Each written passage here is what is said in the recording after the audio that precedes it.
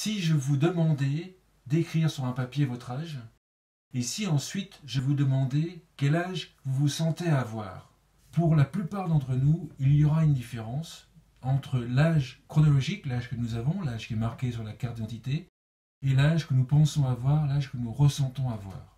Généralement, l'âge que nous ressentons avoir est bien plus faible que l'âge réel que nous avons. L'âge que nous ressentons avoir s'appelle l'âge subjectif. Cet âge subjectif influence la plupart des générations, mais principalement les jeunes et les seniors. On constate toujours un rajeunissement, tout du moins à partir de 20 ans, et un vieillissement chez les adolescents.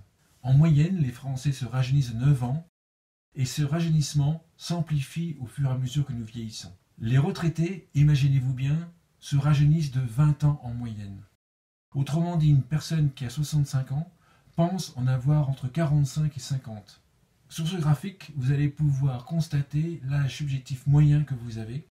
Sur l'axe horizontal, vous trouvez l'âge chronologique, l'âge que vous avez. Ensuite, il suffit de remonter jusqu'à l'intersection de la courbe bleue pour revenir de manière horizontale sur l'axe des ordonnées. Et l'axe des ordonnées vous donne le nombre d'années qu'il faut enlever à votre âge chronologique pour définir l'âge subjectif que vous pensez avoir. Par exemple, moi qui ai 47 ans, je pense en avoir en moyenne 15 de moins.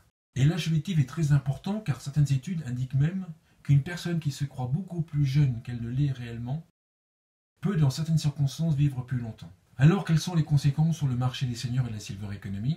Première réponse que vous aurez probablement devinée, si une personne de 75 ans estime en avoir 15 de moins, 60 ans par exemple, il est difficile de lui expliquer que c'est un senior. Ainsi, il y aura un fort impact dans la publicité par exemple. Il ne faut jamais mettre de femmes avec des cheveux blancs dans les publicités ciblant les seniors, car le mannequin va véhiculer un âge subjectif qui doit rentrer en résonance avec l'âge subjectif de la cible voulue. Ainsi, si on cherche à cibler des personnes qui ont 65 ans, il va falloir mettre un mannequin qui a entre 45 et 55 ans, de façon à pouvoir faire une résonance entre l'âge ressenti de la personne ciblée et l'âge perçu du mannequin.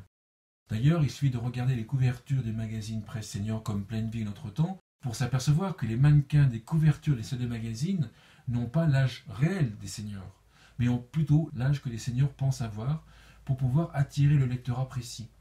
D'ailleurs, quand on parle à un directeur d'un magazine presse senior, il vous explique que s'il augmente légèrement l'âge perçu des mannequins des couvertures, le taux d'achat de ces magazines baisse. L'âge subjectif donc joue dans la communication, mais joue également dans la vente. Il est important lorsque nous avons des jeunes vendeurs qui vont vendre des produits à des personnes plus âgées, il est important d'expliquer à ces jeunes vendeurs le principe de l'âge subjectif, de façon à ce qu'il s'adresse à des adultes et non pas à des seniors. En effet, s'il voit une personne avec des cheveux blancs, son attitude pourrait légèrement varier et s'adapter à cette personne âgée et prendre le senior pour une personne âgée. Si on explique à ce jeune vendeur que l'âge subjectif est important et qu'on lui explique qu'il va s'adresser aux seniors comme il s'adresse à des adultes et qu'on lui explique pourquoi, ce jeune vendeur va intégrer ces informations et ses ventes vont progresser fortement. L'âge subjectif est aussi une des raisons pour lesquelles il ne faut pas qualifier les plus de 60 ans par le terme senior ni silver, parce que c'est des personnes qui s'identifient des adultes, et c'est notamment vrai chez les baby-boomers, qui en plus ont des valeurs de liberté et d'individualisme et qui vont vouloir continuer leurs activités et ne pas être catalogués de seniors. En conclusion, certaines études avancées sur l'âge subjectif indiquent que cet âge subjectif influence fortement le comportement d'achat des seniors, que les seniors, sauf problème de santé, consomment davantage par rapport à leur âge subjectif que par rapport à l'âge qu'ils ont réellement. Et cela explique en partie le manque de prévention par rapport à la perte d'autonomie que l'on retrouve chez les seniors.